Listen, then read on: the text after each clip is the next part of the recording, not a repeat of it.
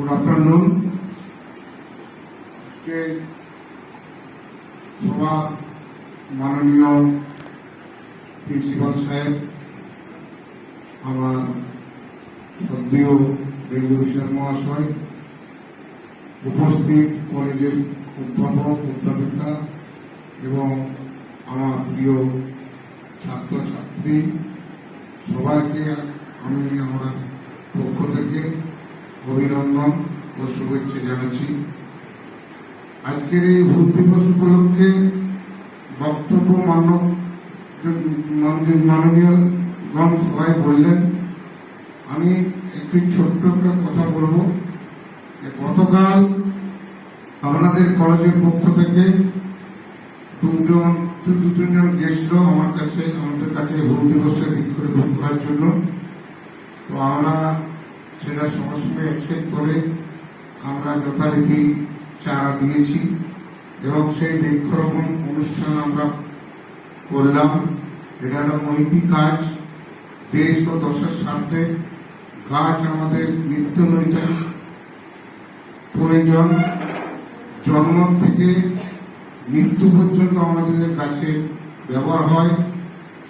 আমাদেরকে যখন জন্ম হয় আতুর ঘরেও আমাদের সেচ দেওয়ার জন্য কাঠ লাগে এবং মৃত্যু হওয়ার পরও শ্মশানে আমাদের কাঠ লাগে।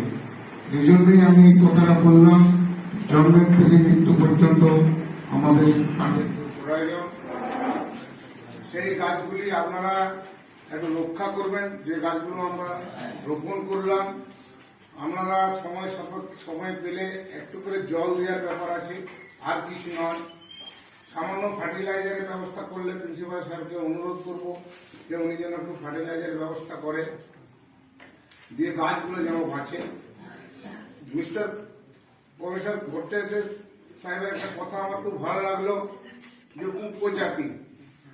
উপজাতি কথাটা আমরা শুনে আসছি।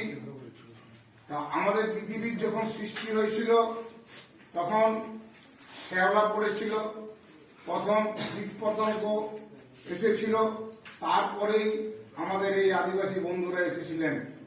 তাহলে তাদেরকে আজকে আমরা স্বাধীন ভারতবর্ষে আমরা তাদেরকে উপজাতি বলছি।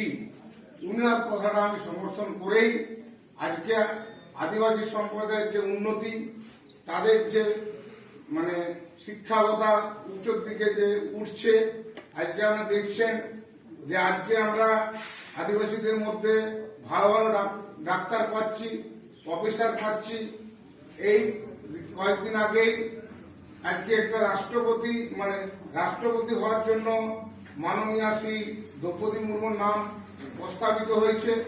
আশা করি উনি জিতবেন এবং আদিবাসীদের সকল মঙ্গলা কামনা করে প্রত্যেককে যথাযথ জায়গায় নমস্কার, বাচ্চাদেরকে অভিনন্দন ভালোবাসা দিয়ে আমার বক্তব্য আমি শেষ করছি।